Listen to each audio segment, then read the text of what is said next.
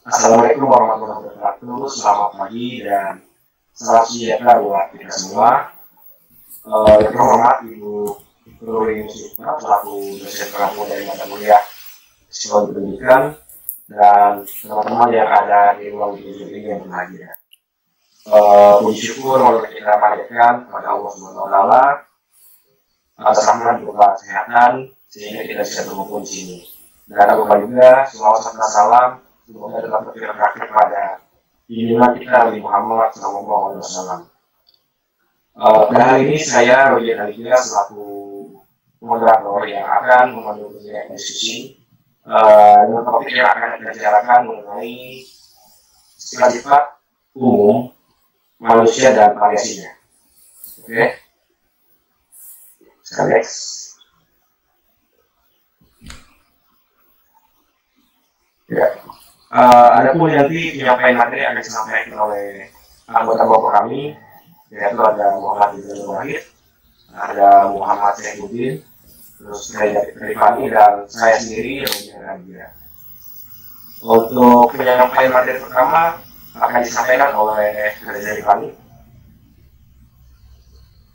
Baik, untuk materi yang pertama ialah persepsi. Persepsi adalah tanggapan langsung dari suatu serapan atau proses seseorang mengenai sesuatu. Next. Nah, di sini menurut Sugihartono bahwa persepsi merupakan proses untuk menerjemahkan atau menginterpretasi stimulus yang masuk dalam alat indera. Persepsi yaitu kumpulan tindakan mental yang mengatur impuls-impuls sensorik menjadi suatu pola bermakna. Dalam konsep psikologi, persepsi diartikan sebagai suatu proses pengamatan seseorang terhadap lingkungan dengan menggunakan indera yang dimiliki sehingga menjadi sadar akan segala sesuatu yang ada di lingkungannya. Lanjut ke slide berikutnya. Kemudian lain dari persepsi ialah merupakan proses kognitif yang dialami setiap orang di dalam memahami informasi tentang lingkungannya, baik lewat pendengaran, penghayatan, perasaan dan penciuman. Nah, di sini ada dua macam persepsi. Yang pertama ialah external perception, yaitu persepsi yang terjadi karena adanya rangsang yang berasal dari luar individu. Lalu persepsi yang kedua, self perception, yaitu persepsi yang terjadi karena adanya rangsangan yang berasal dari dalam diri individu. Dalam hal ini menjadi objek adalah dirinya sendiri. Lanjut. Sifat yang kedua adalah motivasi. Motivasi ialah mendorong timbulnya kelakuan dan mempengaruhi serta mengubah kelakuan. Apa sih motivasi itu? Motivasi merupakan akar dari kata bahasa Latin movere, yang berarti gerak atau dorongan untuk bergerak. Motivasi dalam bahasa Indonesia berasal dari kata motif, yang berarti daya upaya yang mendorong seseorang melakukan sesuatu. Istilah motivasi berasal dari kata motif yang dapat diartikan sebagai kekuatan yang terdapat dalam diri individu yang menyebabkan individu tersebut bertindak atau berbuat. Lalu komponen pokok dalam motivasi yang pertama ialah menggerakkan. Menimbulkan kekuatan pada individu memimpin seseorang untuk bertindak dengan cara tertentu. Misalnya, kekuatan dalam hal ingatan, respon efektif, dan kecenderungan mendapatkan kesenangan. Lalu yang kedua ialah mengarahkan. Mengarahkan atau menyalurkan tingkah laku dengan demikian ia menyediakan suatu orientasi tujuan dan tingkah laku individu ini diarahkan terhadap sesuatu. Lalu yang ketiga adalah menopang. Untuk menjaga atau menopang tingkah laku, kita harus menguatkan intensitas dan arah dorongan serta kepada individu. Lalu sini ada tingkatan dalam motivasi. Motivasi pertama yang didasarkan atas kekuatan. Dia melakukan sesuatu karena takut jika tidak maka sesuatu yang buruk akan terjadi. Misalnya, siswa patuh pada gurunya karena takut dikenai sanksi jika melakukan kesalahan yang mengakibatkan nilai akan jelek. Lalu motivasi kedua adalah karena ingin ingin mencapai sesuatu atau stimulus motivation. Motivasi ini jauh lebih baik dari motivasi yang pertama karena sudah ada tujuan di dalamnya. Lalu yang ketiga adalah motivasi didorong oleh kekuatan dari dalam atau ini motivation, yaitu karena didasarkan oleh misi atau tujuan hidupnya. Seseorang yang telah menemukan misi hidupnya bekerja berdasarkan nilai atau values yang diyakini nilai-nilai itu bisa berupa rasa kasih pada bersama atau ingin memiliki makna dalam menjalani hidupnya. Lanjut, penjelasan selanjutnya akan dijelaskan oleh Muhammad Zainuddin. Silakan. Oke, selanjutkan. Yang ketiga, emosi. Perasaan yang ada dalam diri dapat berupa perasaan senang atau tidak senang, perasaan baik atau buruk. Lanjut. Apa itu emosi? Secara etimologi, asal kata emosi berasal dari kata Perancis emotion yang berasal dari emovoir, excite yang berdasarkan kata Latin emovere yang terdiri dari kata atau varian atau x artinya keluar dan movere artinya bergerak. Istilah motivasi juga berasal dari kata movere. Dengan demikian, secara etimologi emosi bergerak keluar. Lanjut. Emosi merupakan suatu suasana yang kompleks, a complex feeling state, dan getaran jiwa, state up state, yang menyertai atau muncul sebelum atau sesudah terjadinya suatu perilaku. Berdasarkan definisi di atas, kita dapat memahami bahwa emosi merupakan suatu keadaan yang kompleks, dapat berupa perasaan atau getaran jiwa yang ditandai oleh perubahan biologis yang muncul menyertai terjadinya suatu perilaku. Lanjut. 4. Berpikir. Proses dari otak yang mengakses representasi sebelumnya untuk memahami atau menciptakan sesuatu. Lanjut.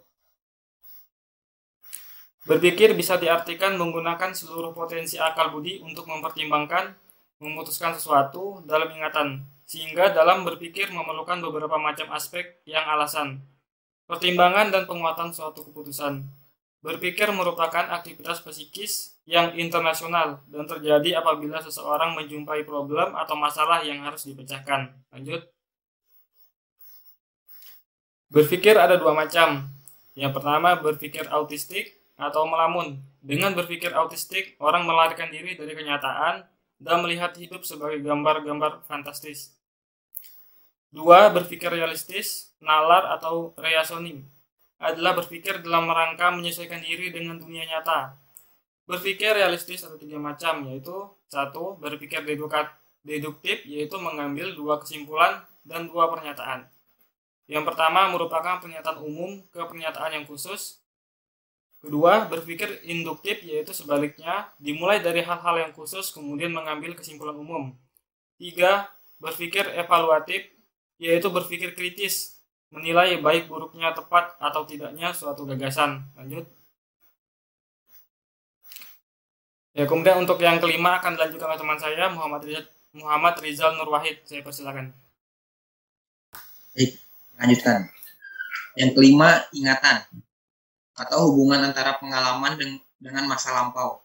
Lanjut. Ingatan itu merupakan alih bahasa dari memori. Karena itu, di samping ada yang menggunakan ingatan, ada pula menggunakan istilah memori, sesuai dengan ucapan dari memori. Ingatan memberikan berbagai macam-macam arti bagi para ahli. Pada umumnya, para ahli memandang ingatan sebagai hubungan antara pengalaman dengan masa lampau, dengan adanya kemampuan mengingat pada manusia, menyimpan dan menimbulkan kembali pengalaman-pengalaman yang dialaminya. Lanjut. Yang keenam, perasaan atau gejala psikis yang bersifat subjektif yang biasanya berhubungan dengan gejala-gejala mengenal dan dialami dalam senang maupun tidak senang dalam berbagai taraf. Lanjut. Perasaan itu adalah suatu pernyataan jiwa yang sedikit banyak bersifat aktif untuk merasakan senang dan tidak senang, dan yang tidak bergantung pada rangsangan dan alat-alat indera. Perasaan umumnya bersangkutan dengan fungsi mengenal. Artinya, perasaan dapat timbul karena mengamati, menanggap, menghayalkan, mengingatkan, atau memikirkan sesuatu. Kehendak pun demikian. Perasaan bukanlah hanya sekedar gejala tambahan dan pada fungsi pengenalan saja, melainkan adalah fungsi tersendiri. Lanjut. Sifat perasaan dibagi menjadi 5. Yang pertama, senang dan tidak senang. Kedua, kuat dan lemah. 3, lama dan tidak lama. 4, tidak berdiri sendiri sebagai pernyataan jiwa. Kelima, relatif. Ciri perasaan yaitu, yang pertama, perasaan tidak mungkin terdapat tersendiri. Yang kedua, perasaan selamanya bersifat perorangan. Lanjut. Golongan menurut perasaannya terbagi menjadi 2. Yang pertama, golongan eukoloi adalah golongan orang yang selalu merasa tenang, gembira, dan optimis. Yang kedua, golongan diskoloi adalah golongan yang selalu merasa tidak senang, murung, dan pesimis. Lanjut. Oke, selanjutnya akan dilanjutkan oleh teman saya, Rojen Arija, dipersilakan. Oke, baik, saya ambil alih ya. Baik, yang ketujuh adalah perhatian, pemusatan terhadap suatu objek atau kegiatan. Perhatian itu sebenarnya tidaklah selalu digunakan dalam arti yang sama. Para ahli psikologi juga ada 2 macam, yaitu kalau diambil intinya saja, dapat dirumuskan sebagai berikut. Yang pertama, perhatian adalah pemusatan tenaga psikis tertuju kepada suatu objek. Dan yang kedua, perhatian adalah banyak sedikitnya kesadaran yang menyertai suatu kegiatan yang dilakukan. Macam-macam golongan perhatian. Yang pertama, itu atas dasar intensitasnya. Perhatian intensif, yaitu perhatian yang banyak dikuatkan oleh banyaknya rangsang atau keadaan yang menyertai aktivitas atau pengalaman batin. Perhatian tidak intensif, yaitu perhatian yang kurang diperkuatkan oleh rangsangan atau beberapa keadaan yang menyertai aktivitas atau pengalaman batin seseorang. Dan yang kedua itu atas dasarnya timbulnya, yaitu perhatian spontan atau perhatian tak sekehendak, perhatian yang tidak disengaja, dan perhatian sekehendak itu perhatian yang disengaja atau perhatian refleksi. Oke, yang ke-8 itu ada fantasi, sebuah aktivitas yang menciptakan. Fantasi yang menciptakan yaitu merupakan bentuk atau jenis fantasi yang menciptakan sesuatu. Misal, seorang ahli mode pakaian itu menciptakan model pakaian atas dasar dari fantasinya. Lalu yang kedua itu fantasi yang dituntun atau yang dipimpin, yaitu merupakan bentuk atau jenis fantasi yang dituntun oleh pihak lain. Misal, seorang yang melihat film, ia dapat berfantasi tentang keadaan atau tempat-tempat lain dengan perantara film itu. Kemudian ada beberapa cara orang berfantasi. Yang pertama, fantasi yang mengabstraksi, yaitu cara orang berfantasi dengan beberapa bagian, sehingga ada bagian-bagian yang dihilangkan. Misal, anak yang belum pernah melihat gurun pasir, maka untuk menjelaskan, dipakailah bayangan hasil persepsi, yaitu lapangan. Kemudian, bayangan lapangan ini dipakai sebagai loncatan untuk menjelaskan gurun pasir tersebut. Lalu yang kedua itu ada fantasi yang mengkombinasi, yaitu orang berfantasi dengan cara mengkombinasikan pengertian-pengertian atau bayangan-bayangan yang ada pada individu bersangkutan. Berfantasi tentang ikan duyung, yaitu kepala seorang wanita, tetapi badannya itu badan ikan. Nah, jadi adanya kombinasi kepala manusia dengan badan ikan. Inilah yang banyak digunakan orang. Misal, ketika ingin membuat rumah dengan mengkombinasikan model Eropa dengan anak model yang ada di Minangkabau. Terus yang terakhir, yang ketiga adalah fantasi yang mendeterminasi, yaitu cara orang berfantasi dengan mendeterminasi terlebih dahulu. Misal, anak belum pernah lihat harimau, yang telah mereka lihat itu kan kucing. Nah, maka kucing itu digunakan sebagai bahan untuk memberikan pengertian tentang harimau. Dalam berfantasi harimau, dalam bayangannya seperti kucing, tetapi bentuknya besar. Oke, baik. Itu saja penyampaian materi dari kelompok kami, kelompok 4. Mungkin kurang lebihnya mohon maaf apabila saya ada salah kata, karena selebihnya saya hanyalah manusia biasa. Mungkin itu saja, saya akhiri. Wabillahi taufiq wal hidayah. Assalamualaikum warahmatullahi wabarakatuh.